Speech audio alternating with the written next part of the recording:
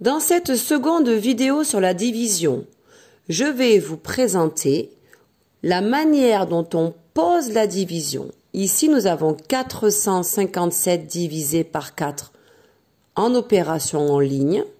Et ici, 457 divisé par 4 avec la technique opératoire, avec ce qu'on appelle ici, clac, clac, la potence. Je vais prendre le matériel de numération. J'ai bien 4 centaines, 5 dizaines et 7 unités. Contrairement à toutes les autres opérations, la division est une opération où on ne démarre pas par le plus petit rang de numération, c'est-à-dire pas par l'unité, mais par le plus haut, ici, les centaines. Et je regarde, est-ce que j'ai suffisamment de centaines pour en donner au moins une à chacun? Ils sont 4. C'est ce que j'ai marqué ici en divisant 4. Et j'ai 4 centaines, je peux même tout pile leur en donner une à chacun. Une et une. Et ça, je me le marque ici. Je me marque ici que je leur ai donné une centaine à chacun. Cette partie, ce coin de la division posée me sert à marquer combien ils ont chacun.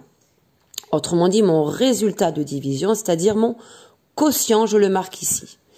Ici, me sert à noter au fur et à mesure combien il me reste, et du coup, je me le marque. Il ne me reste plus de centaines. Maintenant, je vais m'occuper des dizaines. J'ai 5 dizaines. Et je vais me le descendre, le chiffre dizaine, pour dire maintenant, je m'occupe de lui. Je vais donc écrire 5 ici. Donc maintenant, je me retrouve à m'occuper de ces 0 centaines, bon, très bien, et de ces 5 dizaines. C'est parti, je réfléchis à ma distribution.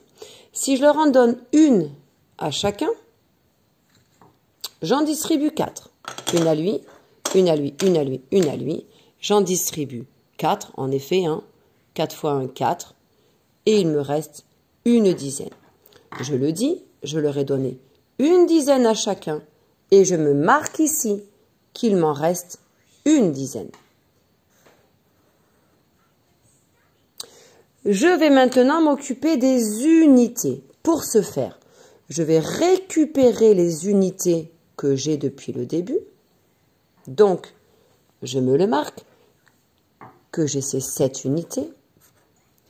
Et je vais échanger ma dizaine contre 10 petits cubes.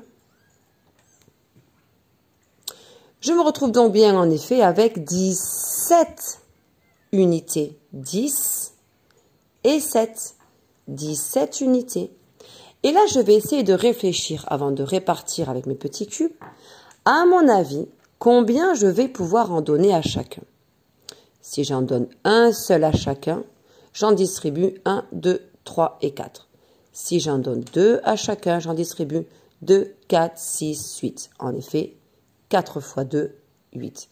Si j'en distribue 3 à chacun, je vais en distribuer 3, 6, 9 et 12. En effet, 4 fois 3, ça fait 12. Si j'en distribue 4 à chacun, je vais en distribuer 4, 8, 12, 16. En effet, 4 fois 4, ça fait 16. Et si j'en distribue 5 à chacun, je connais bien mes tables, ça fait 4 fois 5, 20. Je n'ai pas 20, je n'ai que 17. Le maximum que je peux faire, c'est en donner 4 à chacun. 4 une fois. 4 une deuxième fois, ça fait déjà 8. 4 une troisième fois, ça fait déjà 12. Et 4 une quatrième fois, ce qui fait 16. Je me note donc ici que j'ai donné 4 unités à chacun et je me note de ce côté qu'il me reste une seule unité que je n'ai pas pu distribuer. Mon résultat, donc mon quotient pour une division est 114 Reste 1. 457 divisé par 4 égale 114, il reste 1. Voilà le résultat de ma division. Maintenant, on va regarder si notre calcul est bon. On va faire ce qu'on appelle la vérification avec l'opération inverse. Je vais donc dire que 114 plus 114 plus 114 plus 114 plus le petit 1 qui me reste, si tout va bien, je devrais retrouver les 457 du départ. Sinon, c'est que j'ai perdu des cubes quelque part. Je vais donc poser cette opération. Voilà donc la vérification de mon calcul. 114 4 fois. 114 une fois, une deuxième fois, une troisième fois, une quatrième fois. 114 fois 4. Plus mon reste, 1, est en effet égal à 457. Nous ne nous sommes pas trompés. Petit rappel, 457 c'est mon dividende, 4 c'est mon diviseur, 114 mon résultat. Combien ils ont chacun, c'est mon quotient. Et ce qui reste, c'est mon reste. Voilà pour cette seconde vidéo pour bien comprendre la division.